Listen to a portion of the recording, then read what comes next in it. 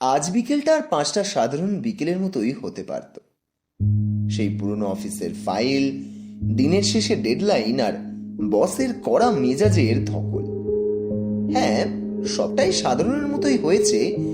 তবে চিরাচরিত অফিস আর সারাদিনের ধকল সামলে যখন কৃষ্ণেন্দু বাড়ি ফিরছিল, তখন ওর মাথায় ছিল কেবল 1 কাপ গরম চা আর বিছানায় গা এলিয়ে দেওয়ার চিন্তা। কৃষ্ণেন্দু বরাবরই একটু অন্তর্মুখী। মেয়েদের সংস্পর্শ এড়িয়ে চলাটাই ওর স্বভাব। বন্ধুদের আড্ডায় যখন প্রেমের গল্প রীতিমতো জমে উঠত, কৃষ্ণেন্দু তখন উদাসীনভাবে মোবাইলের স্ক্রিন স্ক্রোল করত। কিন্তু আজ যে সব পাল্টে যাবে তা ওর ধারণার বাইরে ছিল।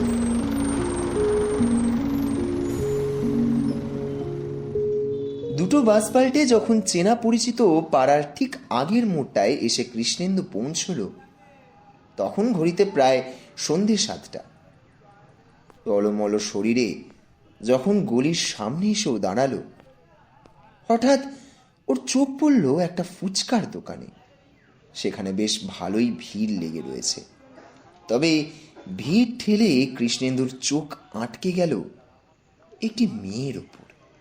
তার পরনে সাধারণ সালোয়ার কামিজ, হাতে এক শালপাতার ঠোঁয়া। মেয়েটি যখন ফুচকা মুখে দিয়ে ঝালের চোটে চোখ মুখ কুঁচকে হাসছিল, তখন যেন কৃষ্ণেন্দুর বুকের ভেতর 1000টা কৃষ্ণের বাঁশি একসাথে বেজে উঠল। কৃষ্ণেন্দু থমকে দাঁড়াল। ওর বুকের ভেতর হার্টবিটটা যেন রেসের ঘোড়ার মতো দৌড়াতে শুরু করেছে। সে অবাক হয়ে ভাবল, আগে তো কখনো এমন হয়নি। তবে কি একেই বলে প্রথম দেখায় প্রেম? মেয়েটির অমলিন হাসি আর চঞ্চল চোখ দুটো কৃষ্ণেন্দুকে এক নিমেষে এক অজানা জগতে নিয়ে গেল। কিন্তু পরক্ষণেই ওর মনে ফের এক প্রশ্ন জাগল। তবে মেয়েটি কি? এই পাড়ায় তো আগে দেখিনি একে কখনো। তবে কি নতুন কেউ এলো?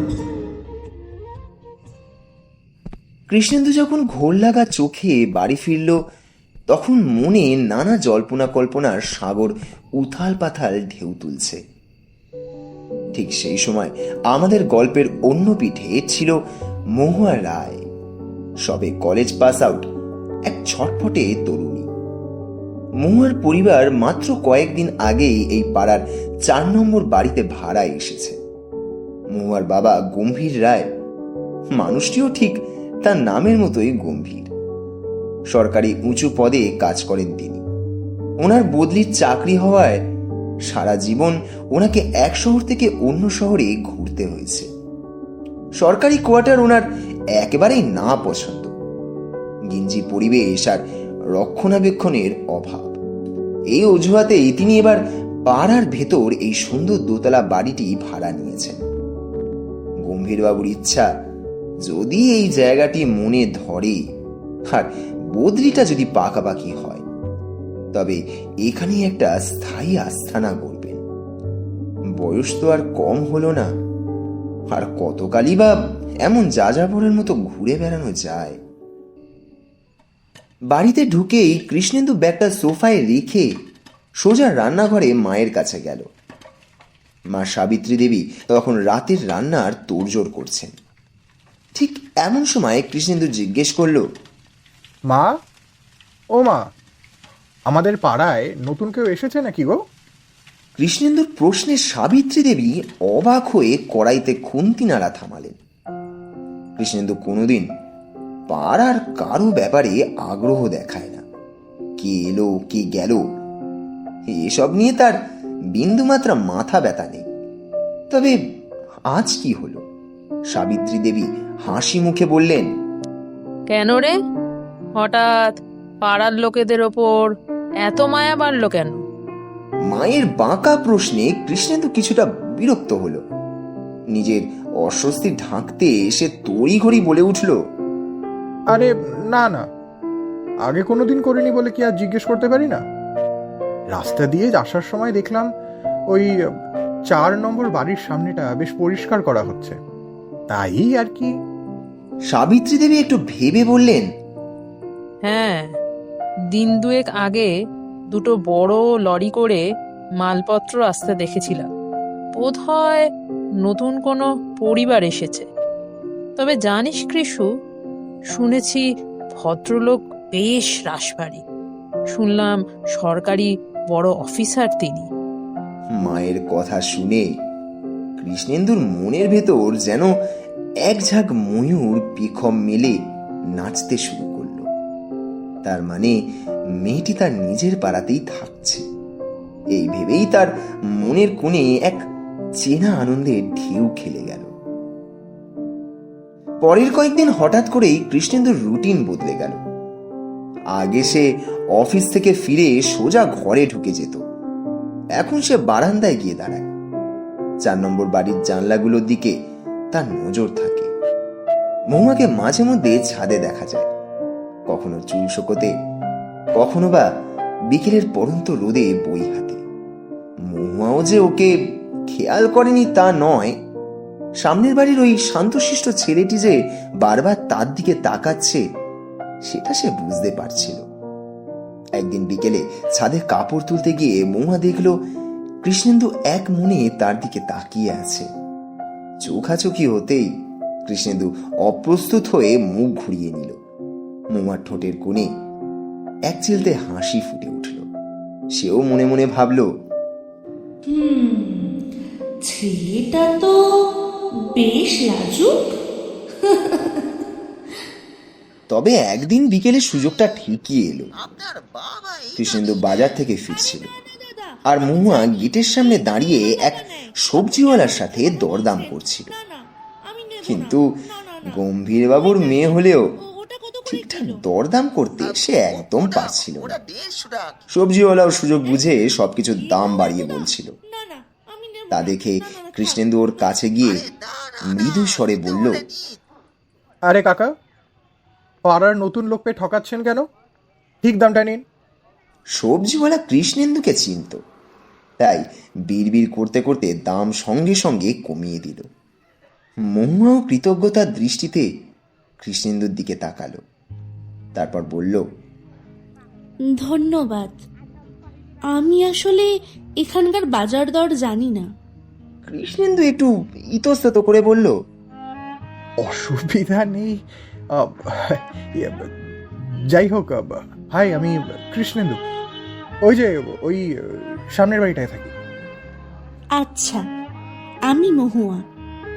আমরা এই তো কদিন হলো এলাম। ব্যাস সেই শুরু। এরপর থেকে রাস্তায় দেখা হলে মৃদু হাসি বিনিময় হতো, কখনো বা অল্প দু একটা কথা। কৃষ্ণেন্দু বুঝতে পারল মহুয়া শুধু দেখতেই সুন্দর নয়, ওর মনটাও খুব পরিষ্কার। আর মহুয়া অনুভব করল কৃষ্ণেন্দুর এই শান্ত স্বভাবের আড়ালে একটা গভীর ব্যক্তিত্ব লুকিয়ে আছে। তারপর দিন গড়াতে থাকে। শীতের আমেজ কাটিয়ে বসন্তের বাতাস বইতে শুরু করেছে। গম্ভীরবাবু এই পাড়াটার কেমন একটা টানে পড়ে গেছে, তাই ওনার ইচ্ছা এখানেই পাকাপাকি থেকে যাওয়ার। এদিকে কৃষ্ণেন্দু আর মহুয়ার বন্ধুত্বের ডালপালাও মেলতে শুরু করেছে। একদিন সন্ধ্যায় পাড়ার পার্কে বসে মহুয়া মৃদু স্বরে বলল, জানো কৃষ্ণেন্দু, বাবা বলছিলেন এই পাড়াটা ওনার খুব পছন্দ হয়েছে। হয়তো আমরা এখানেই থেকে যাব। কৃষ্ণেন্দু মনে মনে স্বস্তির নিঃশ্বাস ফেলল। সে আকাশের দিকে তাকিয়ে ভাবল, সেদিন বিকেলে ফুচকার দোকানে সেই মুহূর্তটা না থাকলে হয়তো আজ এই বসন্তের হাওয়া এত মধুর লাগতো না। প্রথম দেখা সেই ভালো লাগা যে কখন গভীর ভালোবাসার রূপ নিয়েছে তা ওরা দুজনেই অনুভব করতে পারেনি। কিন্তু বলাই বাহুল্য, মনের কথা কেউ মুখে প্রকাশ করেনি। তবে ভালোবাসার জন্য কি সবসময় শব্দের প্রয়োজন হয়? দুজোড়া চোখের নীরব ভাষার পাড়ার গলিতে বিকেলে দেখা হওয়া, এতেই তো পূর্ণতা পায় প্রথম দেখার সে অদ্ভুত ভালো লাগা।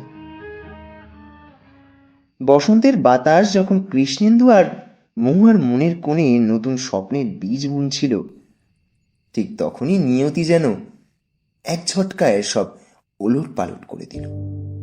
কৃষ্ণেন্দুর সাজানো দিনলিপিতে হঠাৎই একটা কালো মেঘের ছায়া ঘনিয়ে এলো।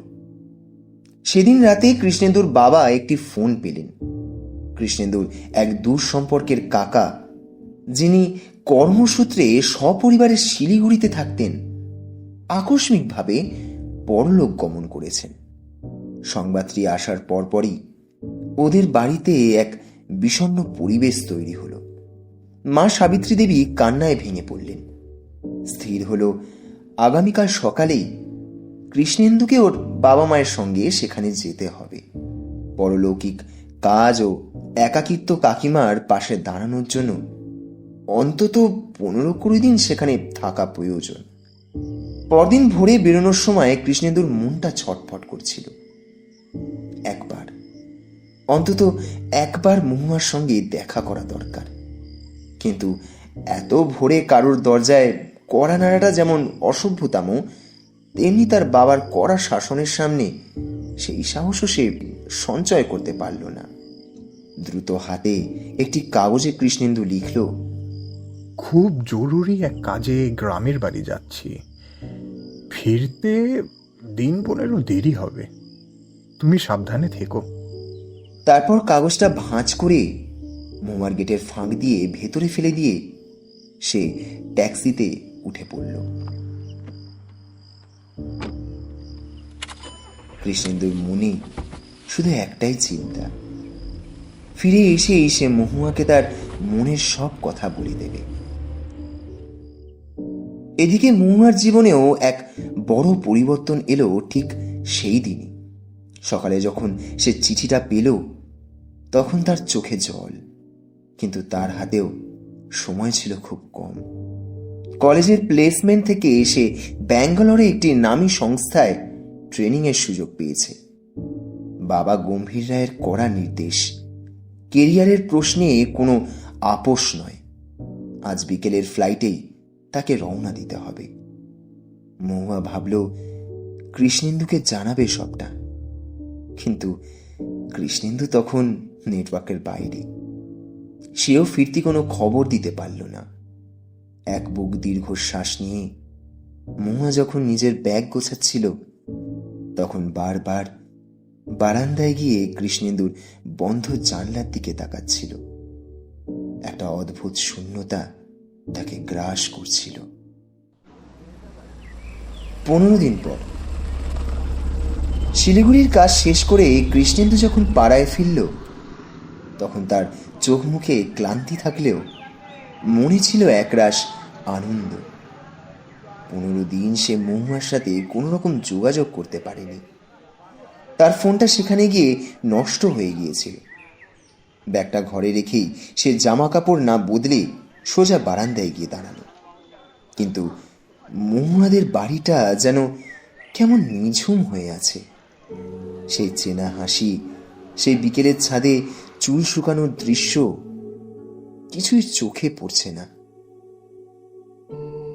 পরদিন বিকেলে আর ধৈর্য ধরতে না পেরে কৃষ্ণেন্দু ওদের বাড়ির সামনে দাঁড়িয়ে থাকা গম্ভীর বাবুকে দেখে এগিয়ে গেল। নমস্কার কাকু, ভালো আছেন? কৃষ্ণেন্দু কিছুটা জড়সড় হয়ে জিজ্ঞেস করলো কথাটা। গম্ভীরবাবু ওনার মোটা ফ্রেমের চশমাটা ঠিক করে নিয়ে গম্ভীর স্বরেই বললেন, হ্যাঁ ভালো। তোমরা কবে ফিরলে? এই তো কাল রাতে। আচ্ছা, না মানে মহুয়াকে দেখছি না যে, শরীর ভালো আছে তোর? কৃষ্ণেন্দুর বুকের ধরফরানিটা ও সামলে নিয়ে প্রশ্নটা করল। গম্ভীরবাবু একটু উদাসীনভাবে বললেন, মহুয়া তো এখানে নেই, ও ওর কাজের জন্য ব্যাঙ্গালোর চলে গেছে। ট্রেনিং পিরিয়ড শেষ না হওয়া পর্যন্ত ফিরবে না, হয়তো কয়েক মাস কিংবা বছর খানেক। কৃষ্ণেন্দুর পায়ের তলা থেকে যেন মাটি সরে গেল। যে আনন্দ নিয়ে সে ফিরেছিল তা নিমেষেই ফিকে হয়ে গেল। সামনের চেনা রাস্তা, ফুচকার দোকান আর ওই 4 নম্বর বাড়িটা এখন তার কাছে বড্ড অচেনা মনে হতে লাগলো। যে মেয়েটি তাকে অন্তর্মুখী স্বভাব থেকে বের করে এনেছিল সে আজ শত শত মাইল দূরে। বিকেলের ঝাপসা আলোয় কৃষ্ণেন্দু একা একা দাঁড়িয়ে রইল। তার মনে শুধু একটা প্রশ্নই বারবার ঘুরপাক খেতে লাগলো। তবে কি প্রথম দেখা সেই ভালো লাগা পূর্ণতা পাওয়ার আগেই হারিয়ে গেল? শহরটা একই আছে, পাড়ার মোড়ের ফুচকাওয়ালার দোকানে ভিড়টাও সেই আগের মতোই, কিন্তু কৃষ্ণেন্দুর কাছে সবটাই এখন বড় ফ্যাকাশে। মহুয়া নেই, এই ধ্রুব সত্যটা মেনে নিতে ওর বড্ড কষ্ট হচ্ছে।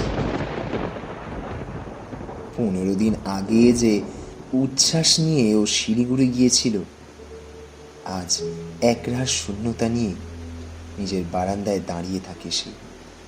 কৃষ্ণেন্দু ভাবল, মহুয়ার ফোন নাম্বারটা তো তার কাছে নেই, কোনোদিন চাওয়াও হয়নি। ফেসবুক বা ইনস্টাগ্রামে খোঁজার চেষ্টাও করলো সে, কিন্তু মহুয়া রায় নামে 1000টা প্রোফাইল। কোনটা ওর চেনা সেই চঞ্চল মেয়েটি তা বোঝার উপায় নেই। নিজের ওপরই রাগ হতে লাগলো কৃষ্ণেন্দুর। কেন আগে ভাগে নিজের মনের কথা বা অন্তত যোগাযোগের মাধ্যমটা গুছিয়ে রাখলো না সে?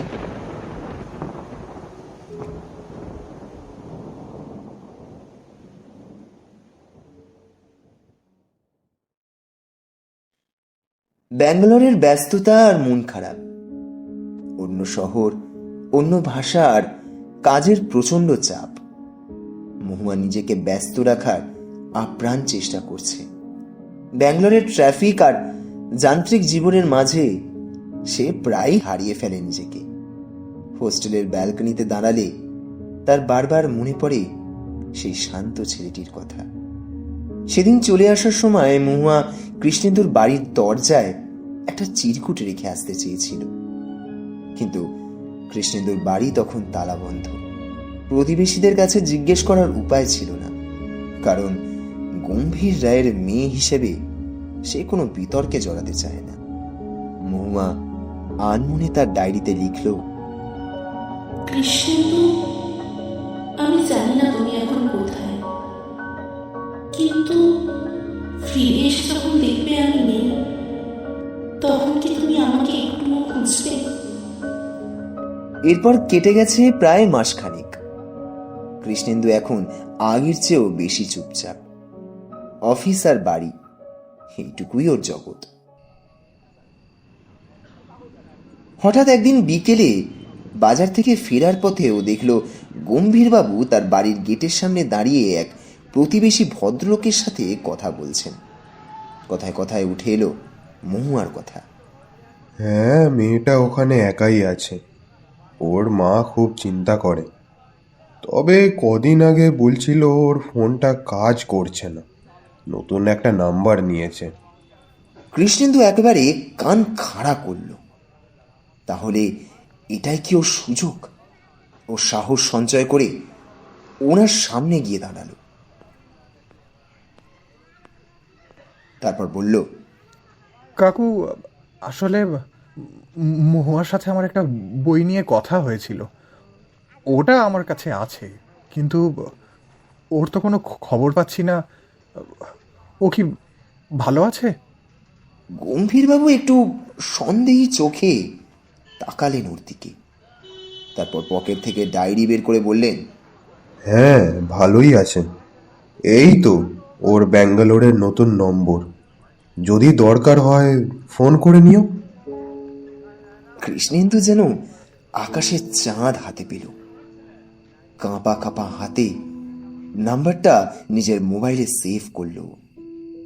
ওই 10টা সংখ্যা এখন ওর কাছে পৃথিবীর সবচেয়ে দামি সম্পদ। সেই বহু প্রতীক্ষিত ফোন, সেদিন রাতে অনেকক্ষণ ফোনটা হাতে নিয়ে বসে রইল কৃষ্ণেন্দু। রাত তখন প্রায় 10:30। সারা পাড়া একেবারে নিঝুম। ওর বুকটা কেমন টিপটিপ করছে। শেষ পর্যন্ত মনে সাহস সঞ্চয় করে ফোনটা করেই বসল।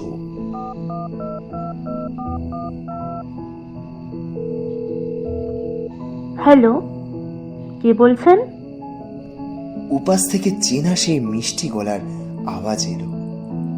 কৃষ্ণেন্দু কয়েক সেকেন্ড কোনো কথা বলতে পারল না। ওর গলাটা যেন শুকিয়ে কাঠ হয়ে গেছে। হ্যালো, কে? শুনতে পাচ্ছেন? উপাস থেকে আবার প্রশ্নটা এলো। আমি আমি আমি কৃষ্ণেন্দু। খুব কষ্টে উচ্চারণ করল সে।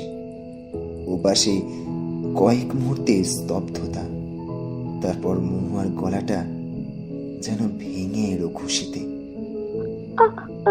কৃষ্ণেন্দু, কৃষ্ণেন্দু, তুমি তুমি আমার নম্বর কোথায় পেলে? সে অনেক কথা, তবে তুমি এভাবে চলে গেলে কেন? একবারও জানানো প্রয়োজন মনে করলে না? কৃষ্ণেন্দুর গলায় অভিমানের সুর। মহুয়া হাসল। আমি জানাতে চেয়েছিলাম কৃষ্ণেন্দু, কিন্তু তুমি তো নিরুদ্দেশ ছিলে। আর তোমার ফেলে যাওয়া চিরকুটটা এখনো আমার ব্যাগে রাখা আছে। সেই রাতে ওদের আর কোনো কথা ফুরলো না। ব্যাঙ্গালোর আর কলকাতার দূরত্ব যেন এক মুহূর্তেই মুছে গেল। কিন্তু কৃষ্ণেন্দু কি পারবে তার মনের আসল কথাটা বলতে? নাকি এই দূরত্বই তাদের মাঝখানে একটা বড় পাঁচিল তুলে দেবে? ফোনের উপরান্তে যখন মহুয়ার গলার স্বর শোনা গেল, কৃষ্ণেন্দুর মনে হলো যেন মরুভূমিতে এক পশলা বৃষ্টির ছোঁয়া পেল সে। সেই রাতে ঘড়ির কাঁটা থেমে থাকেনি, কিন্তু তাদের কথা যেন ফুরোতেই চাইছিল না। দীর্ঘ 1 মাসের না বলা জল্পনা কল্পনা, একে অপরকে খুঁজতে যাওয়ার আকুতি, সবই যেন এক লহমায় বাঁধ ভেঙে বেরিয়ে এলো। পরের কয়েকটা দিন ছিল কৃষ্ণেন্দুর জীবনের সবচেয়ে রঙিন দিন। অফিস থেকে ফেরার পথে এখন সে আর উদাসীন থাকে না, বরং ট্রেনের জানালার বাইরে তাকিয়ে মুচকি হাসে। কানের হেডফোনের ওপ্রান্তে মহুয়া। ব্যাঙ্গালোরের যান্ত্রিক জীবন আর কলকাতার নিঃসঙ্গতা, সবটাই যেন এই দুই হৃদয়ের সেতুতে ঢাকা পড়ে গিয়েছিল। মহুয়া তার ট্রেনিং আর অফিসের মাঝে যেটুকু সময় পায়, সবটাই কৃষ্ণেন্দুর জন্য তোলা থাকে। একদিন কথা বলতে বলতে মহুয়া মৃদু হেসে বলল, জানি না কেন, তবে মনে হয় তোমার সাথে কথা না বললে আমার দিনটা আর পূর্ণ হয় না। তুমি কি কোনো জাদুকর? কৃষ্ণেন্দু একটু অপ্রস্তুত হয়ে উত্তর দিল, না, জাদুকর তো তুমি, যে এত দূর থেকেও আমার মনটা চুরি করে নিলে।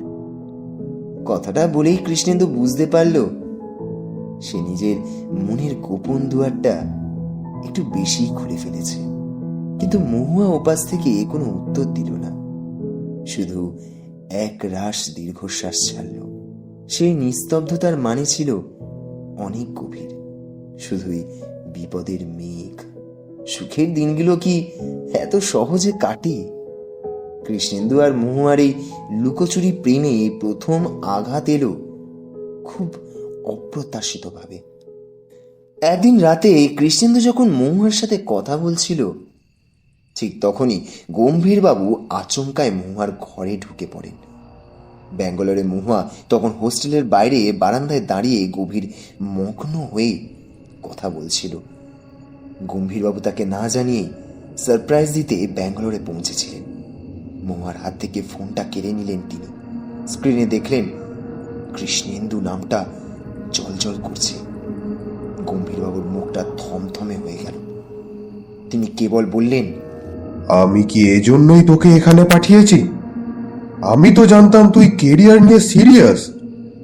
ওদিকে কৃষ্ণেন্দু ফোনটা কেটে যাবার পর বারবার চেষ্টা করেও আর যোগাযোগ করতে পারল না। তার মনের ভেতর এক অশুভ সংকেত বাজতে শুরু হলো। কি হলো হঠাৎ? মহুয়া কি কোনো বিপদে পড়ল? তারপর এলো এক কঠিন সিদ্ধান্ত। পরের দুদিন কৃষ্ণেন্দু কোনো খবর পেল না মহুয়ার নাম্বার সুইচ অফ। তাদের বাড়ির সামনে গিয়ে দেখলো বাড়ির সদর দরজায় বড় একটা তালা ঝুলছে। প্রতিবেশীদের থেকে কৃষ্ণেন্দু জানতে পারল মহুয়ার মাও নাকি তড়িঘড়ি ব্যাঙ্গালোর চলে গেছেন। কৃষ্ণেন্দু আর স্থির থাকতে পারল না। তার ভেতরে থাকা সেই অন্তর্মুখী ছেলেটা যেন হঠাৎ করেই এক লড়াকু প্রেমিক হয়ে উঠল। তার মনে হলো এভাবে সবটা শেষ হতে দেওয়া যাবে না। প্রথম দেখা সেই ভালো লাগা আজ এক অটুট ভালোবাসার রূপ নিয়েছে। তাকে রক্ষা করার দায়িত্ব তারই। সেদিনই অফিস থেকে ফেরার পথে কৃষ্ণেন্দু সোজা গেল ট্রাভেল এজেন্সিতে। হাতে সামান্য কিছু জমানো টাকা আর বুকে এক আকাশ সাহস। কৃষ্ণেন্দু মনে মনে ঠিক করল যে দূরত্ব তাদের আলাদা করতে চাইছে সেই দূরত্বকেই সে এবার জয় করবে। ও ভাবল, মহুয়া একা লড়াই করছে, আমি এখানে হাত গুটিয়ে বসে থাকতে পারি না। পরদিন সকালে মা সাবিত্রী দেবীর হাতে একটা চিরকুট রেখে কৃষ্ণেন্দু ঘর থেকে বেরোল। চিরকুটে লেখা ছিল, মা, আমাকে একটা অসমাপ্ত কাজ শেষ করতে যেতে হচ্ছে। ফিরতে কদিন দেরি হবে, তুমি চিন্তা করো না। কলকাতা এয়ারপোর্টের টার্মিনালে দাঁড়িয়ে কৃষ্ণেন্দু যখন ব্যাঙ্গালোরের ফ্লাইটের জন্য অপেক্ষা করছিল তখন তার কানে বাজছিল মহুয়ার সেই শেষ কথাগুলো। তোমার চিরকুটটা এখনো আমার ব্যাগেই রাখা আছে। কৃষ্ণেন্দুর চোখ দুটো উজ্জ্বল হয়ে উঠল। সে জানে সামনে অনেক বাধা, গম্ভীরবাবুর রাগী চোখ আর সমাজের নানা প্রশ্ন, কিন্তু সে প্রস্তুত। ব্যাঙ্গালোর এয়ারপোর্টে যখন কৃষ্ণেন্দু পা রাখল তখন বাইরের ঝলমলে রোদটাও তার কাছে এক অজানা আশঙ্কায় ঘেরা বলে মনে হচ্ছিল। এই শহরটা তার কাছে একেবারে অচেনা, না জানে ভাষা, না চেনে গলি। তার কাছে সম্বল শুধু মহুয়ার অফিসের সেই পুরনো অ্যাড্রেসটা, যেটা গল্পের ছলে মহুয়া একদিন বলেছিল। একটা ট্যাক্সি নিয়ে কৃষ্ণেন্দু সোজা পৌঁছল মহুয়ার হোস্টেলে, কিন্তু সেখানে গিয়ে জানতে পারল মহুয়া দুদিন আগে হোস্টেল ছেড়ে দিয়েছে। তার বাবা মা এসে তাকে নিয়ে গেছেন, কিন্তু কোথায় সেটা ওয়ার্ডেন জানাতে পারলেন না। কৃষ্ণেন্দুর মাথার উপর যেন আকাশ ভেঙে পড়ল। তবে কি সব শেষ? মহুয়া তবে চিরতরে কি হারিয়ে গেল? কৃষ্ণেন্দু যে দমে যাওয়ার পাত্র নয়। সে সারাদিন শহরের বিভিন্ন গেস্ট হাউস আর হোস্টেলে মহুয়ার বাবার নাম দিয়ে খোঁজাখুঁজি করল, কিন্তু কোথাও কোনো হদিশ নেই। ক্লান্ত হয়ে যখন সে একটা পার্কের বেঞ্চে বসল তখন তার নজর গেল পাশে একটা কফি শপে। কাঁচের ওপারে একটা চেনা অবয়ব। কৃষ্ণেন্দু বুঝতে পারল, হ্যাঁ, ওই তো মহুয়া। তবে তার চোখে সেই চঞ্চলতা আর যেন নেই। তার বদলে আছে এক রাস বিষণ্ণতা। তার পাশে বসে আছেন গম্ভীরবাবু।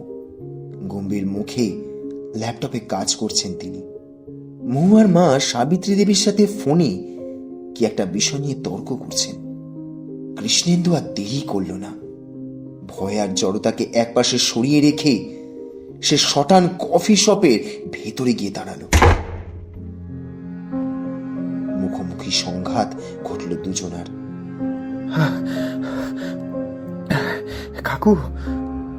কাকু, নমস্কার। কৃষ্ণেন্দুর শান্ত অথচ দৃঢ় কণ্ঠস্বর শুনে মহুয়া চমকে তাকালো। তার চোখে এক পলকে অবিশ্বাসের ছায়া, তারপরই এক অদ্ভুত স্বস্তি। গম্ভীরবাবু চশমাটা নাকের ডগায় নামিয়ে তীক্ষ্ণ চোখে কৃষ্ণেন্দুকে দেখলেন। তুমি তুমি এখানেও চলে এসেছো? তোমার স্পর্ধা তো কম নয়। কৃষ্ণেন্দু বিনীতভাবে বলল, স্পর্ধা নয় কাকু, স্পর্ধা কোনোদিন দেখাইনি আমি। আমি নগণ্য আপনার কাছে। তবে এটা যে অধিকার, অধিকার বলতে পারেন।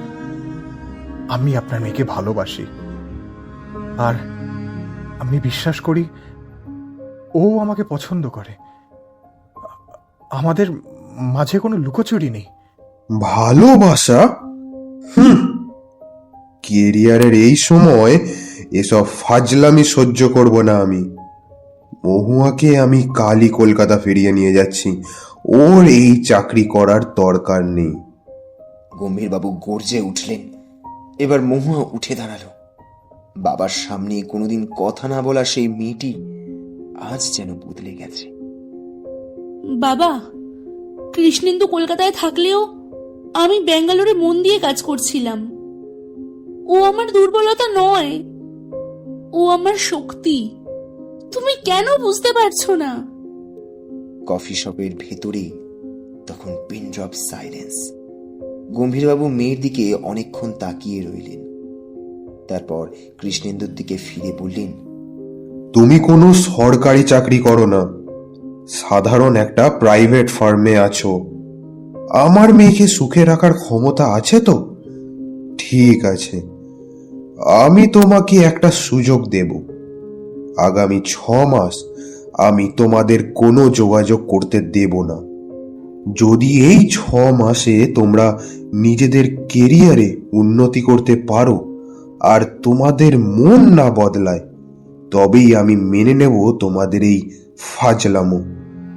কৃষ্ণেন্দু মহুয়ার দিকে তাকালো। মহুয়ার চোখে তখন জল, কিন্তু ঠোঁটে এক চিলতে হাসি। সে জানে এই লড়াইটা তাদের দুজনকে একসাথেই লড়তে হবে, যদিও তারা থাকবে আলাদা। কৃষ্ণেন্দু বলল, আমি রাজি। আমি প্রমাণ করে দেব যে শুধু সময়ের স্রোতে ভেসে যাওয়ার জন্য আমি ওকে ভালোবাসিনি। এয়ারপোর্টের বাইরে দাঁড়িয়ে কৃষ্ণেন্দু আর মহুয়া শেষবারের মতো একে অপরের দিকে তাকালো। গম্ভীরবাবু পাশে দাঁড়িয়ে ঘড়ি দেখছেন। কৃষ্ণেন্দু ফিসফিস করে বলল, মাত্রই 6 মাস। 6 মাস পর আমি আবার 4 নম্বর বাড়ির সামনে দাঁড়াবো। তুমি আসবে তো? মহুয়া শুধু মাথা নাড়ালো। তারপর ওর ব্যাগ থেকে একটা চিরকুট বের করে কৃষ্ণেন্দুর হাতে দিল। তাতে লেখা আছে, লড়াইটা ভেবেছিলাম আমাকে একা লড়তে হবে, তবে তুমি আমার স্পর্ধা হয়ে দাঁড়ালে, আমার ভালো লাগাকে সম্মান করলে। আমি আবার ফিরব কৃষ্ণেন্দু, সারা জীবনের জন্য শুধু তোমার হয়ে ফিরব। ফ্লাইটটা যখন আকাশ চিরে উড়তে শুরু করলো, কৃষ্ণেন্দু জানলার বাইরে তাকিয়ে ভাবল, ভালোবাসা আসলে শুধু কাছে আসা নয়, বরং একে অপরের যোগ্য হয়ে ওঠার নাম। আচ্ছা, 6 মাসের এই বিরতি কি আমাদের ভালোবাসাটা আরো গভীর করবে, নাকি সময়ের ধুলোয় সবটা ঢাকা পড়ে যাবে?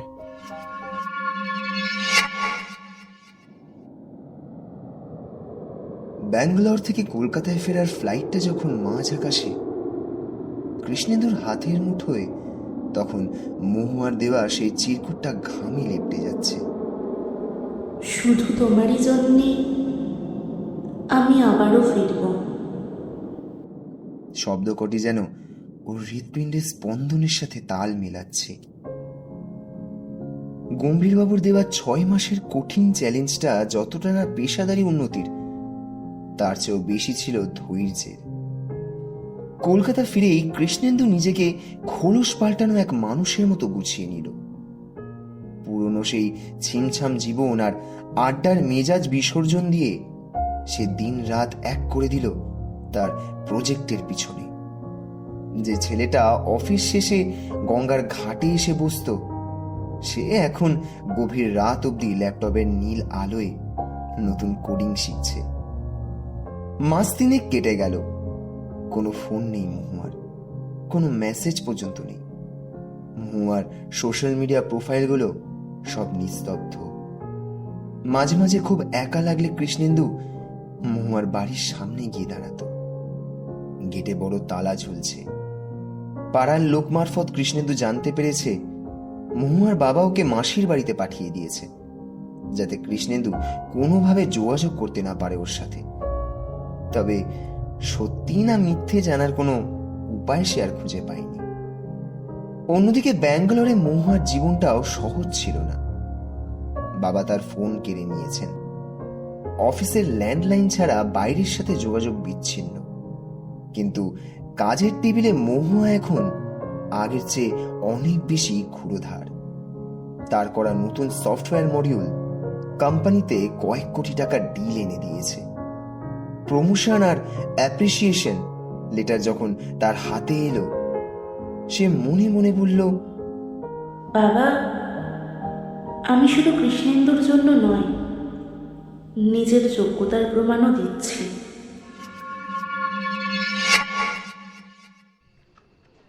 6 মাস পূর্ণ হতে আর মাত্র 15 দিন বাকি। কৃষ্ণেন্দু তখন তার অফিসে রিজিওনাল হেড হিসাবে পদোন্নতি পাওয়ার দোরগোড়ায়। ঠিক তখনই একদিন সন্ধ্যায় তার ফোনে একটা অজানা নাম্বার থেকে কল এলো। ওপাশ থেকে এক নারীর কান্নায় ভাঙা গলা। বাবা, কৃষ্ণেন্দু, আমি মহুয়ার মা বলছি। তুমি একবার ব্যাঙ্গালোর আসতে পারবে বাবা? মহুয়া খুব বড় বিপদে পড়েছে, একবার এসো বাবা। কৃষ্ণেন্দুর হাতের ফাইলটা মেঝের ধুলোয় লুটিয়ে পড়ল। কি কি হয়েছে কাকিমা? মহুয়া ঠিক আছে তো? ওর বাবা জেদ করে ওর বিয়ে ঠিক করেছেন তার এক বন্ধুর ছেলের সাথে। মহুয়া কাল রাত থেকে ঘর বন্ধ করে বসে আছে, কারোর সাথে কোনো কথা পর্যন্ত বলছে না। ও শুধু তোমার নামটা একবার নিয়েছিল। ওর বাবা জানতে পারলে আমাকে বাড়ি থেকে বের করে দেবেন। কিন্তু আমি আমার মেয়ের এই অবস্থা সহ্য করতে পারছি না। একটিবার তুমি এসো বাবা, একটিবার এসো। কৃষ্ণেন্দু বুঝল গম্ভীরবাবু তার কথা রাখেননি। 6 মাসের সময়সীমা শেষ হওয়ার আগেই তিনি নিজের সিদ্ধান্ত চাপিয়ে দিয়েছেন। কৃষ্ণেন্দুর চোখের সামনে থেকে অফিসের সাফল্য, কেরিয়ার সব ঝাপসা হয়ে এল। তার কানে বাজছে শুধু মহুয়ার সেই শেষ কথা, শুধু তোমারই জন্যে আমি আবারও ফিরব। ফোনটা রাখার পর কৃষ্ণেন্দুর মাথার ভেতরটা ঝাঁ ঝাঁ করছিল। গম্ভীরবাবু যে সময়ের আগেই চাল চালবেন সেটা সে কল্পনাও করতে পারেনি। অফিসের বড় সাহেব কালই তাকে নতুন প্রমোশন লেটার হাতে দেবেন বলেছিলেন, কিন্তু এখন সেই কাগজের টুকরোটার চেয়ে মহুয়ার জীবনের দাম অনেক বেশি। কৃষ্ণেন্দু কোনো ব্যাগ গোছানোর সময় পেল না। পকেটে শুধু মানি ব্যাগ আর ফোনটা নিয়ে সোজা ছুটল দমদম এয়ারপোর্টের দিকে। ট্যাক্সিতে যেতে যেতে ও শুধু ভাবছিল, 6 মাস পূর্ণ হতে আর মাত্র 2 সপ্তাহ বাকি ছিল। কেন আপনি ধৈর্য হারালেন কাকু? কেন? মাঝরাতে ব্যাঙ্গালোরে পৌঁছল কৃষ্ণেন্দু। শহরটা এবার আর অচেনা লাগছে না ওর কাছে, বরং একটা রণক্ষেত্রের মতো মনে হচ্ছে। মহুয়ার মা তাকে চুপি চুপি একটা হোটেলের ঠিকানা দিয়েছিলেন, যেখানে গম্ভীরবাবু সপরিবারে উঠেছেন। পরের দিন সকালেই নাকি হবু বরের বাড়ির লোকেরা আংটি পরাতে আসবে। রাত 3টে।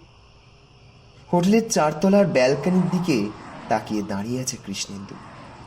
সে জানে এই অসময়ে সরাসরি ঘরে যাওয়া মানেই কেলেঙ্কারি, কিন্তু সে এটাও জানে মহুয়া হয়তো জানালার ওপাশে জেগে আছে। সে একটা শেষ চেষ্টা করল। মহুয়ার মায়ের ফোনে একটা মেসেজ পাঠালো, আমি হোটেলের নিচে আছি, মহুয়াকে একবার জানালার কাছে আসতে বলুন। মিনিট 5 পর চারতলার একটা অন্ধকার জানলার পর্দা একটু সরল। চাঁদের আলোয় কৃষ্ণেন্দু দেখতে পেল সেই স্নান মুখটা। মহুয়া দাঁড়িয়ে আছে। দুজনের মাঝখানে আজ দূরত্ব অনেক, কিন্তু দৃষ্টিতে যেন হাজার মাইলের আর্তনাদ। মহুয়া ইশারায় তাকে চলে যেতে বলল, পাছে যদি বাবা ওকে দেখে ফেলেন। কিন্তু কৃষ্ণেন্দু নড়ল না। সে ফোন বার করে মহুয়ার মায়ের ফোনে ডিরেক্ট কল করল। তবে এবার ফোনটা মহুয়া নিজে রিসিভ করল। কেন কেন এলে কৃষ্ণেন্দু? বাবা জানতে পারলে পুলিশে দেবেন তোমাকে। মহুয়ার গলার শহর কান্নায় বুঝে আসছে।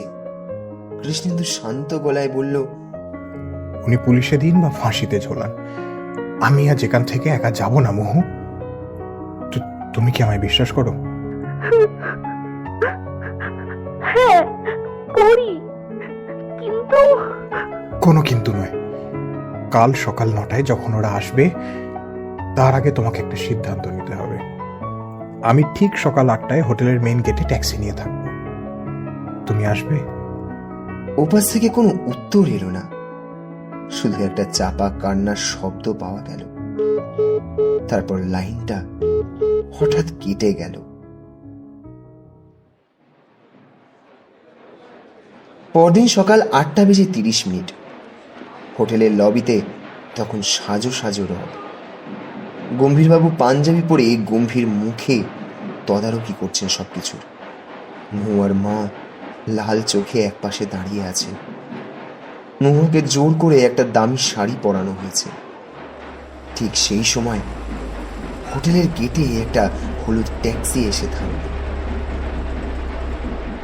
কিন্তু কৃষ্ণেন্দু গাড়ি থেকে নামল না।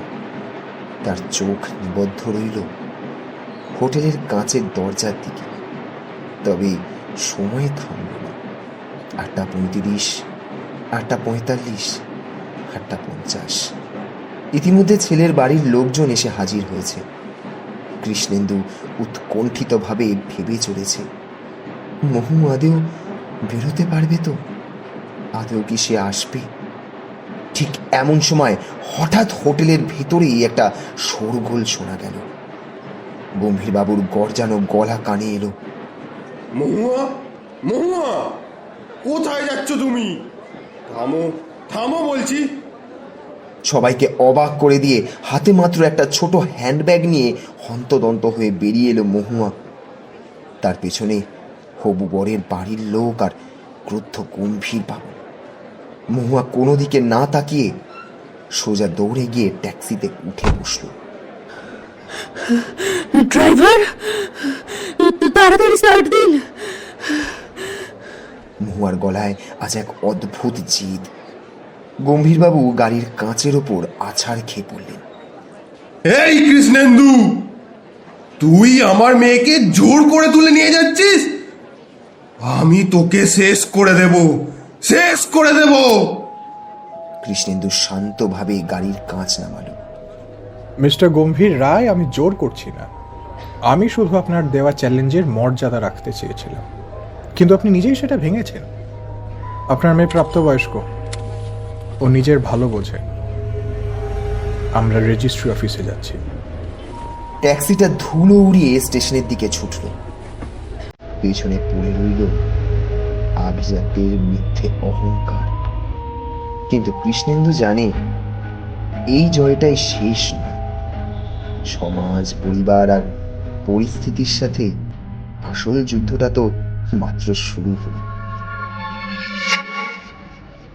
ট্যাক্সির পেছনের সিটে মহুয়ার হাতটা শক্ত করে ধরে রেখেছে কৃষ্ণেন্দু। মহুয়া কাঁপছে, তবে সেটা ভয়ের চেয়েও বেশি উত্তেজনার। পেছনে ফেলে আসা বিলাসবহুল হোটেলের লবি আর বাবার চিৎকারগুলো ক্রমশ আবছা হয়ে আসছে। কিন্তু ট্যাক্সির আয়নায় কৃষ্ণেন্দু দেখতে পেল একটা কালো এসইউভি তাদের পিছু নিয়েছে। গম্ভীরবাবু এত সহজে ছেড়ে দেওয়ার পাত্র নন। দাদা, একটু গতি বাড়ান। আমাদের স্টেশনে পৌঁছানোটা খুব জরুরি। কৃষ্ণেন্দু শান্ত গলায় বলল, কিন্তু তার কপালে চিন্তার রেখা। মহুয়া হঠাৎ বলে উঠল, কৃষ্ণেন্দু, আমরা কি কোনো ভুল করছি? বাবার হার্টের অবস্থা তো ভালো নয়। ওনাকে এভাবে সবার সামনে ফেলে আসা কি ঠিক হলো? কৃষ্ণেন্দু মহুয়ার চোখের দিকে তাকালো। উনি আমাদের ভালোবাসার সম্মান দেননি।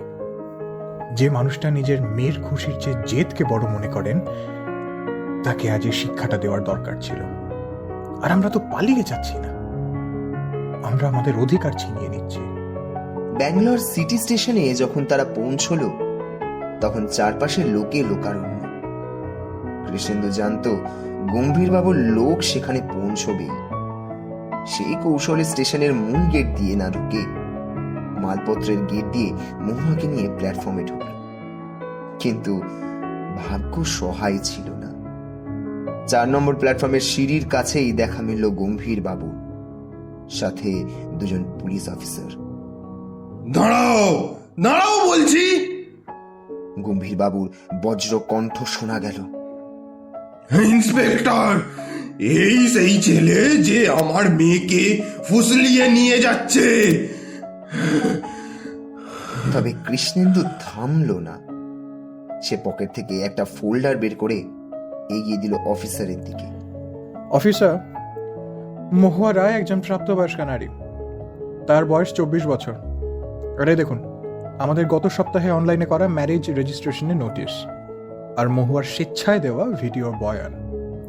আমরা আইন মেনেই সব করছি। পুলিশ অফিসারটি কাগজগুলো দেখে গম্ভীরবাবুর দিকে তাকালেন। স্যার, এরা তো সাবালক, আর মেয়েটিও আপনার সাথে যেতে রাজি বলে মনে হচ্ছে না।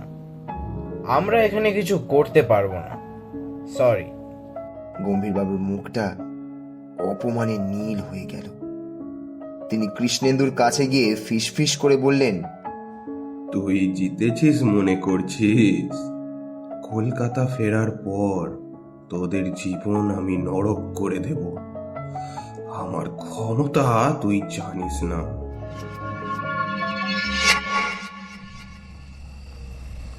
কৃষ্ণেন্দু যখন ট্যাক্সি নিয়ে নিজের পাড়ায় ঢুকলো, তার বুকটা ধক করে উঠল। পাড়ার মোড়ে 3টে কালো রঙের গাড়ি দাঁড়িয়ে। তার চেনা বাড়ির সামনে এক দঙ্গল অচেনা লোক। কৃষ্ণেন্দুর মা সুজাতা দেবী বারান্দায় দাঁড়িয়ে উদ্ভ্রান্তের মতো এদিক ওদিক তাকাচ্ছেন।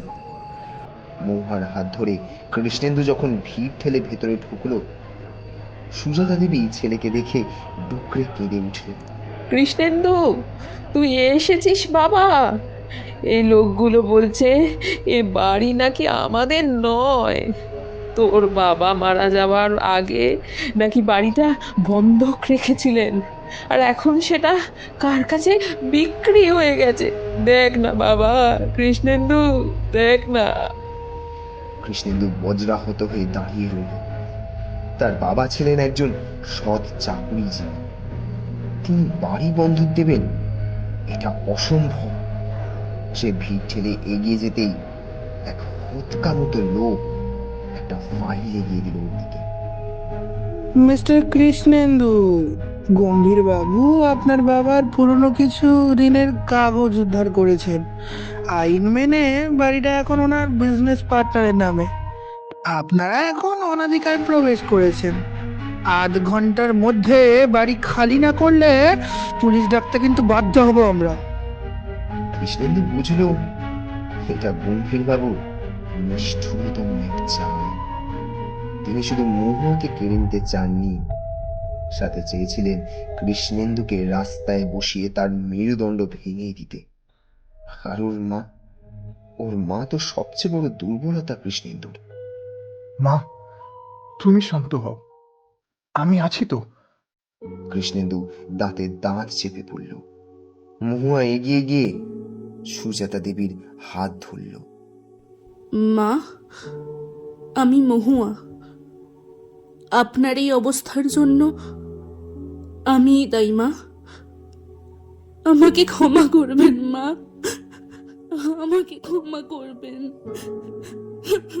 সুজাতা দেবী মহুয়ার চোখের জল দেখে আর নিজেকে সামলাতে পারলেন না। তিনি বুঝলেন মেয়েটি আজ ঘর ছাড়া শুধু তার ছেলের ভালোবাসার টানে। তিনি মহুয়াকে বুকে টেনে নিলেন। কৃষ্ণেন্দু তার মাকে এবং মহুয়াকে নিয়ে সেই রাতেই ঘর ছাড়ল।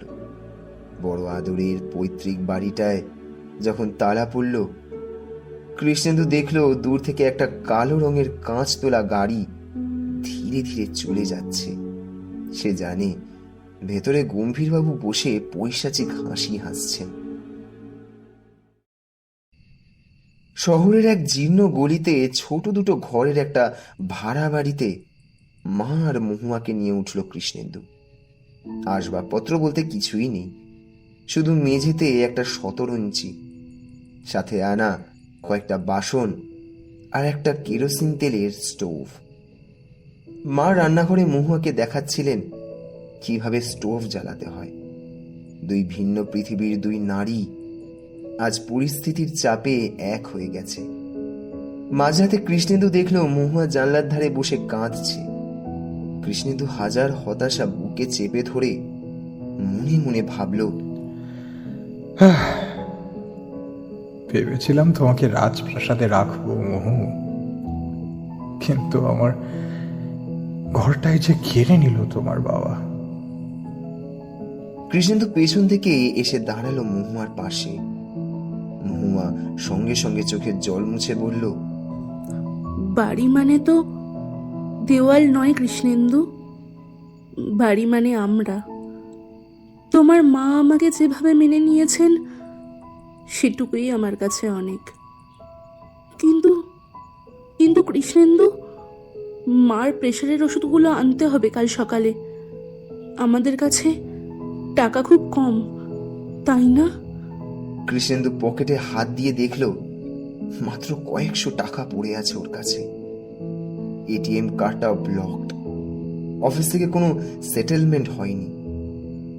সে বুঝল যুদ্ধটা যতটা সে সহজ ভেবেছিল তার চেয়েও অনেক বেশি কঠিন। হঠাৎ কৃষ্ণেন্দুর ফোনে আবার সেই মেসেজটা এলো।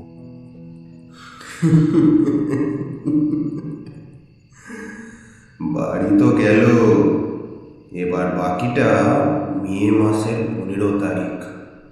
তৈরি থেকো।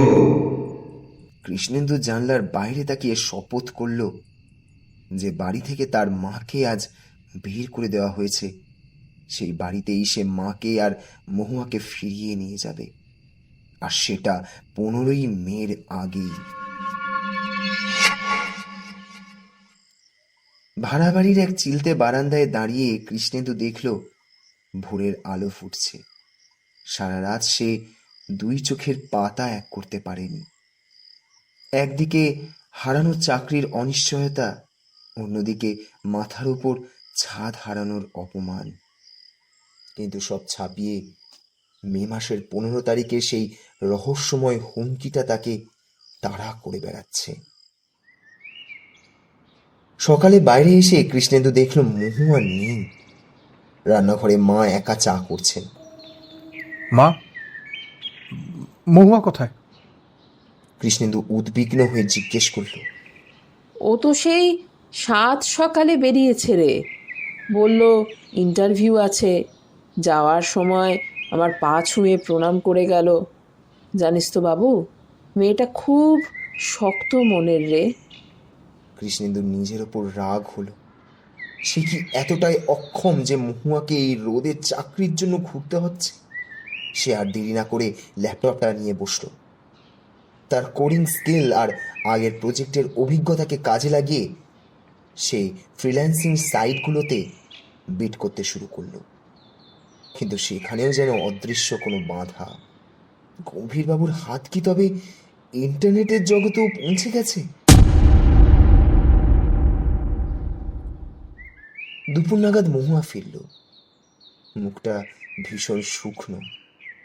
কৃষ্ণেন্দু জল এগিয়ে দিতেই মহুয়া ডুকরে কেঁদে উঠল। কৃষ্ণেন্দু, ওরা কেউ আমায় কাজ দেবে না। 3টে কোম্পানিতে গেলাম, ইন্টারভিউ খুব ভালো হলো, কিন্তু যখনই আমার আইডির জন্য প্যান কার্ড বা আধার দেখালাম, ওরা কিছুক্ষণ পরে এসে বিনয়ের সাথে জানালো ভ্যাকেন্সি ফিল আপ হয়ে গেছে। বাবা সব জায়গায় আমার নামটা ব্ল্যাক লিস্টেড করে দিয়েছে কৃষ্ণেন্দু। আমি পারলাম না কৃষ্ণেন্দু। কৃষ্ণেন্দু মহুয়াকে বুকে টেনে নিল। শান্ত হ মহু, শান্ত হ। উনি আমাদের ভাতে মারতে চাইছেন, কিন্তু উনি জানেন না যে অভাবের চেয়েও জেদের জোর বেশি। কৃষ্ণেন্দু ঠিক করল সে আর চোরের মতো লুকিয়ে থাকবে না। সে সরাসরি যাবে সেই অফিসে যেখানে তার বাবার বাড়ির কাগজ জমা দেওয়া হয়েছে। বিকেলে সেই ফিন্যান্স কোম্পানিতে গিয়ে কৃষ্ণেন্দু দেখল রিসেপশনে তাকে ঢুকতে দেওয়া হচ্ছে না। সে গায়ের জোরে ভেতরে ঢুকলো এবং সোজা সিইও কেবিনে গিয়ে ঢুকলো। সেখানে আরাম কেদারায় বসে আছেন গম্ভীরবাবু স্বয়ং। তার মুখে এক বিজাতীয় হাসি।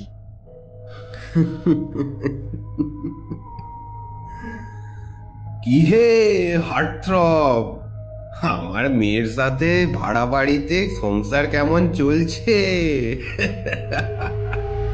গম্ভীরবাবু পাইপে একটা টান দিলেন। কৃষ্ণেন্দু টেবিলের ওপর ঝুঁকে পড়ে বলল, আমার বাবার বাড়ির জাল কাগজ বানিয়ে আপনি বড় অন্যায় করেছেন মিস্টার রায়। আমি আইনের আশ্রয় নেব। গম্ভীরবাবু হো হো করে হেসে উঠলেন। আইন? যে আইনের শিকল আমার পকেটে ঘোরে সেই আইন? শোনো কৃষ্ণেন্দু, 15ই মে তারিখটার কথা মনে আছে তো? ওই দিন আমি শুধু তোমাকে রাস্তা থেকে সরাবো না, মহুয়াকেও নিজের হাতে আবার এই রাজপ্রাসাদে ফিরিয়ে নিয়ে আসবো। আর তুমি হয়তো তখন কোনো জেলের ঘানি টানছো। কৃষ্ণেন্দু শান্ত গলায় বলল, আপনি নিজের মেয়েকে ভালোবাসেন না, নিজের অহংকারকে ভালোবাসেন। 15ই মে আসুক, দেখা যাবে কার কপাল পড়ে। অফিস থেকে বেরিয়ে আসার সময় কৃষ্ণেন্দুর ফোনে একটা ইমেল এলো। ব্যাঙ্গালোরের সেই পুরনো ক্লায়েন্ট যাদের সফটওয়্যার মডিউল মহুয়া তৈরি করেছিল। ইমেলে লেখা আছে, কৃষ্ণেন্দু, আমরা জানি তোমরা অনেক বিপদে আছো। মহুয়ার তৈরি মডিউলে একটা বড় বাগ দেখা দিয়েছে যা আমাদের কয়েক কোটি টাকার লস করিয়ে দিতে পারে। আমরা তোমাদের সাহায্য চাই। যদি তোমরা এটা ঠিক করে দিতে পারো, আমরা তোমাদের একটা নতুন স্টার্ট আপ ফান্ডের ব্যবস্থা করে দেব। তোমাদের পরিচয় গোপন রাখা হবে। ইমেলটা পড়ে কৃষ্ণেন্দু যেন অন্ধকারের শেষে আলোর রেখা দেখতে পেল। সে তাড়াতাড়ি বাড়ি ফিরে মহুয়াকে খবরটা দিল। মহু, আমাদের কাছে আর মাত্র 10 দিন আছে। এই 10 দিন আমাদের দিনরাত এক করেই বাগ ফিক্স করতে হবে। এটাই আমাদের একমাত্র রাস্তা। মহুয়ার চোখে আবার সেই ক্ষুরোধার দ্যুতি ফিরে এলো। আমি পারবো কৃষ্ণেন্দু, আমাকে যে পারতেই হবে। শুধু তোমারই জন্যে আমি এই অসম্ভবকেও সম্ভব করবই। মা আর মহুয়াকে নিয়ে কৃষ্ণেন্দু সেই রাতেই কাজ শুরু করলো। ল্যাপটপের নীল আলোয় 2 লড়াকু সৈনিক। কিন্তু ঠিক তখনই বাড়ির দরজায় প্রচন্ড জোরে ধাক্কা পড়ল। কৃষ্ণেন্দু, আরে এই কৃষ্ণেন্দু, দরজা খোল! আরে এই দরজা খোল, পুলিশ এসেছে, দরজা খোল! বাইরের পুলিশের গাড়ির নীল আলো বারান্দার গ্রিলে এসে আছড়ে পড়েছে। দরজার ওপাশে পুলিশের কর্কশ আওয়াজ আর বুটের শব্দে ছোট ঘরটা যেন কেঁপে উঠল। সুজাতা দেবী ভয়ে কৃষ্ণেন্দুর হাত চেপে ধরলেন। মহুয়া ল্যাপটপটা আড়াল করে দাঁড়ান, যেন ওর ভেতরের কোডগুলোই তাদের বাঁচার শেষ খড়কুটো। কৃষ্ণেন্দুর দরজা খুলতেই ইন্সপেক্টর সরকার ভেতরে ঢুকলেন। পেছনে গম্ভীরবাবু সেই পরিচিত উকিল চশমার ফাঁক দিয়ে কুটির হাসি হাসছে। কৃষ্ণেন্দু মুখার্জি, আপনার নামে চুরির অভিযোগ আছে। ইন্সপেক্টর গম্ভীর গলায় কথাগুলো বললেন। চুরি? কিসের চুরি? কৃষ্ণেন্দু অবাক হয়ে জিজ্ঞেস করলেন। এবার উকিল বাবু এগিয়ে এলেন। আপনার প্রাক্তন অফিস থেকে অভিযোগ করা হয়েছে যে আপনি কোম্পানির সিক্রেট কোড এবং ডেটা চুরি করে নিজের ব্যক্তিগত কাজে ব্যবহার করছেন, হ্যাঁ? যার প্রমাণ হিসাবে আপনার ল্যাপটপটি আমরা বাজেয়াপ্ত করতে এসেছি। কৃষ্ণেন্দু বুঝল গম্ভীরবাবু ঠিক কোন জায়গায় আঘাত করেছে। যদি ল্যাপটপটা এখন পুলিশ নিয়ে যায় তবে ব্যাঙ্গালোরের ক্লায়েন্টের সেই বাগ ফিক্স করার, আর সেটা না করে মে মাসের 15 তারিখের আগে তার পথে বসবে। মহুয়া হঠাৎ শান্ত গলায় বলল, ইন্সপেক্টর বাবু, এই ল্যাপটপটা আমার। কৃষ্ণেন্দু এটাতে হাতও দেয়নি। আর আমি কি কাজ করছি সেটা একান্তই আমার ব্যক্তিগত ব্যাপার। ম্যাডাম, তর্কের সময় এটা নয়। সার্চ ওয়ারেন্ট আছে, ল্যাপটপ আমাদের নিতেই হবে। পুলিশ যখন ল্যাপটপ আর পেন ড্রাইভ নিয়ে চলে গেল, ঘরটা যেন শ্মশানের মতো নিস্তব্ধ হয়ে পড়ল। সুজাতা দেবী মেঝেতে বসে পড়লেন।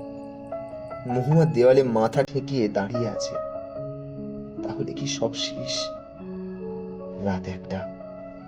কৃষ্ণেন্দু দেখল মহুয়া কাঁদছে না, বরং তার চোখের মণি দুটো জ্বলছে। কৃষ্ণেন্দু, ওরা ভাবছে ল্যাপটপ নিয়ে নিলেই কোর্ট মুছে যাবে, কিন্তু ওরা জানে না আমি কাজ করার সময় ক্লাউড সার্ভারে একটা ব্যাকআপ অটো সিঙ্ক করে রেখেছিলাম। এখন আমাদের শুধু একটা হাই স্পিড ইন্টারনেট আর একটা সিস্টেম দরকার। কৃষ্ণেন্দু চট করে উঠে দাঁড়ালো। তবে সমস্যা এখনো আছে। টাকা কোথায়? কিন্তু আমাদের কাছে তো টাকা নেই নতুন ল্যাপটপ কেনার, আর পাড়ার সাইবার ক্যাফেগুলো এই সময় বন্ধ। ঠিক তখনই সুজাতা দেবী নিজের ঘর থেকে বেরিয়ে এলেন। ওনার হাতে একটা পুরনো গয়নার বাক্স। এটা তোর ঠাকুমার দেয়া শেষ স্মৃতি কৃষু। এটা বন্ধক রাখলে কিছু টাকা হবে না? কৃষ্ণেন্দুর চোখ ভিজে এলো। মা, এটা রাখ বাবা, রাখ। আমার সম্মান ওই ইটের বাড়িতে নয়, তোদের লড়াইয়ের মধ্যে। যা, লড় এবার। পরদিন সকালে গয়না বন্ধক রেখে একটা সেকেন্ড হ্যান্ড ল্যাপটপ আর ডঙ্গল জোগাড় করলো কৃষ্ণেন্দু। শুরু হলো সময়ের সাথে লড়াই। বাইরে মে মাসের তপ্ত রোদ, আর ঘরের ভেতর ঘামে ভেজা শরীরে মহুয়া আর কৃষ্ণেন্দু কিবোর্ডের ওপর ঝড় তুলছে। দিন যত এগোচ্ছে গম্ভীরবাবুর হুমকি আর মেসেজের তীব্রতা তত বাড়ছে। আজ 12ই মে, আর 2 দিন। ব্যাগ গুছিয়ে নে। আর 2 দিন পর সকালে সূর্য ওঠার আগেই পুলিশের গাড়ি তোর দরজায় থাকবে। চুরির মামলায় 10 বছরের জেল নিশ্চিত। মহুয়ার আঙুলগুলো কাঁপছে। শেষ মডিউলটা আপলোড হচ্ছে। প্রোগ্রেস বার দেখাচ্ছে 98%, 99%, 100%। মহুয়া হঠাৎ খুশিতে লাফিয়ে ওঠে। হয়ে গেছে, হয়ে গেছে কৃষ্ণেন্দু। ফাইল চলে গেছে ক্লায়েন্টের কাছে। হয়ে গেছে। ইয়েস, আমি পেরেছি। আমি জিতে গেছি কৃষ্ণেন্দু, আমি জিতে গেছি। মহুয়া চিৎকার করে কৃষ্ণেন্দুকে জড়িয়ে ধরল।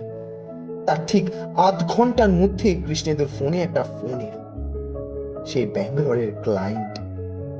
Excellent work, bug fixed. তোমাদের পাওনা টাকার স্টার্ট আপ ফান্ডের প্রথম কিস্তি তোমাদের অ্যাকাউন্টে ক্রেডিট করে দেওয়া হয়েছে। আর শোনো, তোমাদের নামে যে চুরির কেস করা হয়েছিল, আমাদের লিগ্যাল টিম সেটা আজ সকালে চ্যালেঞ্জ করেছে। তোমরা এখন সুরক্ষিত। সকাল 8টা সেই জীর্ণ ভাড়া বাড়ির সামনে এসে থামলো 3টে বিলাসবহুল গাড়ি। গম্ভীরবাবু নামলেন তার দলবল নিয়ে। আজ তিনি মহুয়াকে নিয়েই যাবেন। কই রে কৃষ্ণেন্দু, বেরো, পুলিশ আসছে তোর হাত করা নিয়ে।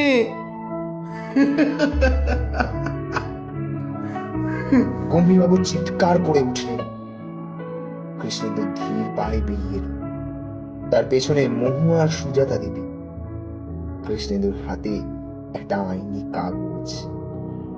মিস্টার রায়, আপনি আসতে একটু দেরি করে ফেললেন। মানে? গম্ভীরবাবু ভুরু কুচকালেন। মানে হলো এই যে আজ সকাল 7টায় আমি আমার বাবার বাড়ির সেই বন্ধকি ঋণ শোধ করে দিয়েছি, আর আপনার বিজনেস পার্টনারের বিরুদ্ধে জালিয়াতির মামলা ঠুকেছি। এই দেখুন, ব্যাংকের এনওসি। আর হ্যাঁ, আপনার মেয়ের করা সফটওয়্যারের পেটেন্ট এখন আমাদের কোম্পানির নামে, তাই আপনার কোনো ক্ষমতা নেই তাকে স্পর্শ করার। গম্ভীরবাবুর পায়ের তলা থেকে যেন মাটিটা সরে গেল। তার সেই মিথ্যে অহংকার যেন তাসের ঘরের মতো ভেঙে পড়ল। মহুয়া এগিয়ে এলো বাবার কাছে। বাবা, তুমি বলেছিলে শুধু কৃষ্ণেন্দুর জন্য আমি ফিরব। হ্যাঁ, আমি ফিরছি, কিন্তু তোমার ওই মিথ্যে আভিজাত্যের প্রাসাদে নয়। আমি ফিরছি আমার নিজের বাড়িতে, আমার মায়ের কাছে আর আমার কৃষ্ণেন্দুর কাছে। গম্ভীরবাবু কিছু বলতে চাইছিলেন, কিন্তু তার আগেই তার বুকে একটা অসহ্য যন্ত্রণা শুরু হলো। তিনি টাল সামলাতে না পেরে পড়ে যাচ্ছিলেন।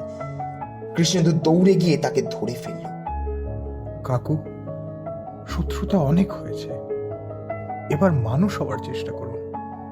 কৃষ্ণেন্দু তাকে গাড়িতে তুলে দিল। গাড়িগুলো যখন ধুলো উড়িয়ে চলে যাচ্ছে, কৃষ্ণেন্দু মহুয়ার দিকে তাকালো। তারপর হেসে বলল, তাহলে যুদ্ধ শেষ, মহুয়া? মহুয়া হেসে কৃষ্ণেন্দুর হাত ধরল। বিকেলের পড়ন্ত রোদে তারা তিনজন আবার ফিরল সেই পুরনো বাড়িতে। সুজাতা দেবী যখন প্রদীপ জ্বালিয়ে দরজায় দাঁড়ালেন, কৃষ্ণেন্দুর মনে হলো লড়াইটা কঠিন ছিল ঠিকই, কিন্তু অর্জিত জয়টার স্বাদ পৃথিবীর সব সুখের চেয়েও মিষ্টি।